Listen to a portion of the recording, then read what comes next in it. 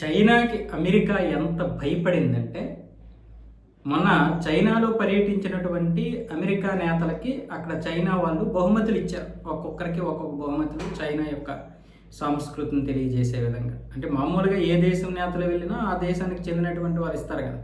ఇప్పుడు మన దేశం కూడా ఎవరైనా వస్తే మనము కొన్ని బహుమతులు ఇస్తాం. దేవుడి విగ్రహాలు, లేకపోతే మన సాంస్కృతిక విగ్రహాలు ఏదో ఒకటి.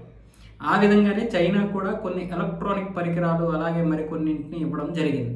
అయితే అమెరికా వాళ్ళు ఎంతలా భయపడ్డారంటే, అందులో ఏమైనా ఎలక్ట్రానిక్ పరికరాలు, నిఘా పరికరాలు ఏమైనా పెట్టారేమో అని భయపడిపోయి వాటన్నింటినీ చైనా ఎయిర్పోర్ట్లోనే పడేశారు.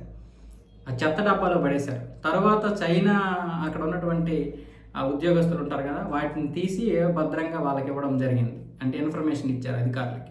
సో ఈ విధంగా అమెరికా చైనా వాళ్ళకి భయపడ్డారు.